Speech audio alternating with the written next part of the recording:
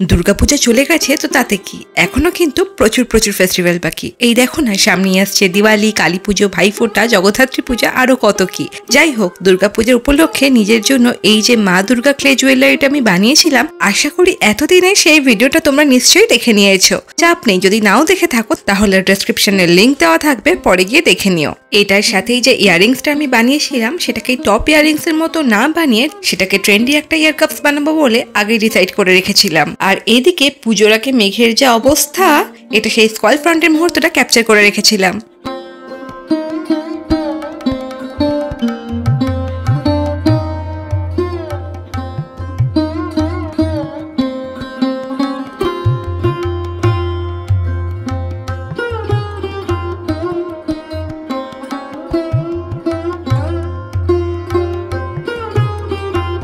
এই clay art কাপগুলো বানানোর জন্য প্রথমে এরকম একটা তার নিয়েছিলাম, যেটাকে কানের সাইজের মতো করে একটু বড় সাইজ কেটে নিয়ে উপরের দিকটা জাস্ট মুড়িয়ে বেঁকিয়ে নিয়েছি।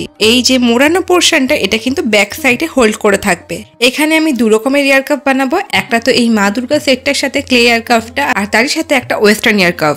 আর সেকেন্ডের এটা পুরো দেখো কানের মতো একটা শেপে আমি তারটাকে কিন্তু মুড়িয়ে এরকম ভাবে বেঁকিয়ে নিয়েছি। মা দুর্গার ক্লে সেটের সাথে যেটা রয়েছে সেটা অলরেডি আমার আগে থেকেই তৈরি করা আছে, তাই এখানে জাস্ট ব্যাক সাইড আমি ক্লেটা দিয়ে তারটাকে অ্যাটাচ করব। দেখো, তারের মিডিলটায় সামান্য একটু ক্লে দিয়ে সেটাকে কিন্তু ব্যাক সাইডে বসিয়ে নিচ্ছি মিডিল বরাবর। তারপরে উপর দিকে খুব ভালো করে ক্লে দিয়ে এটাকে কিন্তু কভার করে নিতে হবে, যাতে পরে তারটা আর এদিক ওদিক না হয়। এরপর উপরে যে বেঁকানো পোর্শনটা রয়েছে সেখানে মুখের কাছটা সামান্য আরেকটু ক্লে দিয়ে দেব। আর এটা করা হচ্ছে যাতে পরার সময় কানের পেছনের দিকটা এই তারের মুখটা না লাগে। তারটাকে কভার করা হয়ে গেলে এবার এই ক্লে গুলোকে আমি ড্রাই হওয়ার জন্য ছেড়ে দেবো। ততক্ষণ চলো এপাশে আরেকটা ইয়ার কাপ বানাতে শুরু করি। এই যে কানের মতো তারটা দেখছো, এটাকে কিন্তু পুরোটাকে এখন আমি ক্লে দিয়ে খুব ভালো করে সরু সরু করে কভার করে নেব। আগেই বললাম এটা যেহেতু হবে স্নেক ইয়ার কাপ, তাই এর মাথার দিকটা একটু চ্যাপ্টা আর লেজের দিকটা সরু হবে, আর বডিটা পুরো সামঞ্জস্য রেখে আমি তৈরি করে নেব। এরপর দুটো আঙ্গুলের সাহায্যে এটাকে হালকা হালকা করে প্রেস করে করে আমি কিন্তু পুরো শেপটাকে রেডি করে নিয়েছি। এখানে একটা রিফিলের পেছন দিক দিয়ে স্নেকের যে বডি টেক্সচারগুলো হয় সেগুলো করে নিচ্ছি।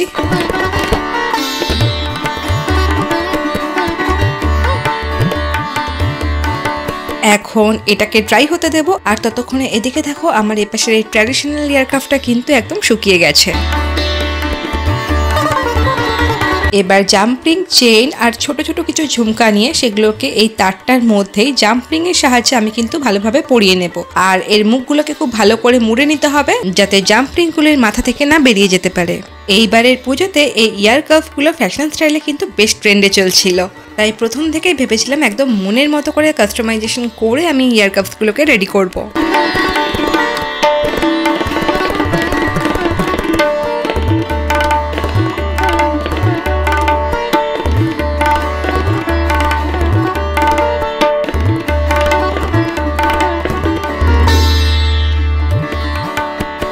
ব্যাস আর কি, এগুলো পরানো হয়ে গেলে এবার ক্লে গুলোতে কালার করে নেওয়ার পালা। এগুলোতে কালার করব আর এটাকে ড্রাই হওয়ার জন্য ছেড়ে দেবো।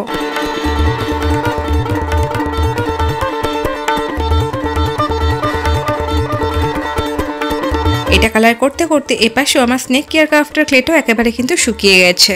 এখানে একটু লক্ষ্য করো, ক্লেটা শুকিয়ে যাওয়ার আগে কিন্তু আমি সূচ দিয়ে এখানে মাথার দিকটা আর লেজের দিকটা একটা করে হোল করেছি জাম্প রিংস পরানোর জন্য। এখানে কালারের জন্য আমি ব্ল্যাক, ব্লু আর গোল্ডেন কালারের টাচ আপেই পুরো কালারটা করেছি, কারণ কি আমি এখানে একটা মেটাল টাচ দিতে চাইছিলাম।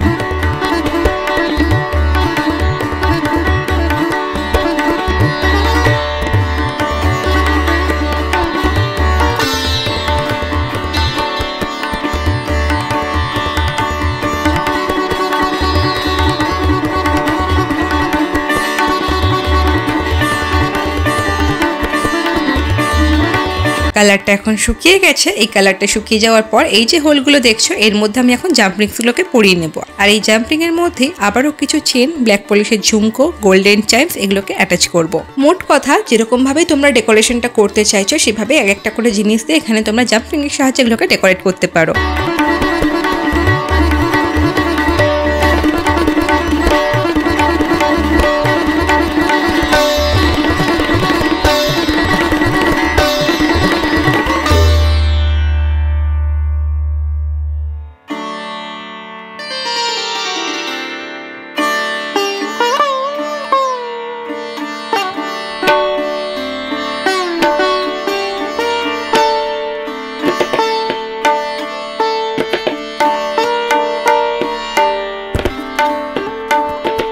এরপর এই স্টিকারগুলোর পাতা থেকে দুটো স্টোন নেব আর ওই মাথার দিকটা উপরে একটা মনির মতো করে লাগিয়ে দেবো। আর এটা কিন্তু আমি এখানে B7000 গ্লু দিয়ে অ্যাটাচ করছি। এরপর একদম এরকম দেখো ছোট ছোট যে পুঁথিগুলো হয় সেরকম ব্ল্যাক কালারটা নিয়েছি আর সেটা দিয়ে কিন্তু দু সাইডে দুটো চোখ করব। আর এটাও কিন্তু আমি B7000 গ্লু দিয়ে আটকাচ্ছি।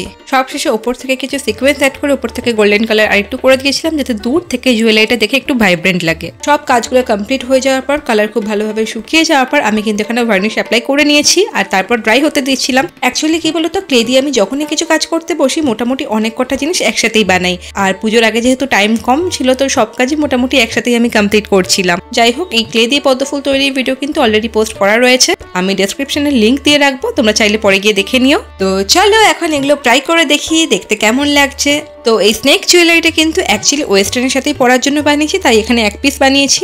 আর এটা জাস্ট ওয়েস্টার্ন আউটফিটের সাথে ট্রাই করে দেখছিলাম যে কেমন দেখতে লাগছে, কিন্তু সব থেকে বেস্ট হয় ইন্দো ওয়েস্টার্ন লুকের সাথে যদি এটাকে স্টাইল করা যায় তো এটা ভীষণই সুন্দর দেখতে লাগবে। তো চলো এবার ট্রেডিশনাল এয়ারক্রাফটটায় যাওয়া যাক। এই হার আর এয়ারক্রাফটটা একসাথে পরে দেখবো যে এখন কেমন দেখতে লাগছে। এটা বানিয়েছিলাম ষষ্ঠীতে পরার জন্য, আমি তো এটা দেখার জন্য ভীষণই এক্সাইটেড। তো এখানে বলি আমি কিন্তু এটা বানানোর জন্য সরু তার চুজ করেছিলাম, বেশি মোটা তার নিলে এটা কানে পরার সময় পেইন হতে পারে।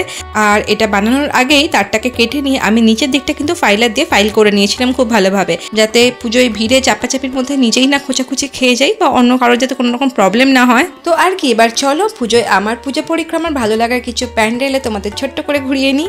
যদিও পুজো অনেক আগেই শেষ হয়ে গেছে, তবে আরও একবার সেই মুহূর্তগুলোকে মনে করতে বা জাগিয়ে তুলতে ক্ষতি কি।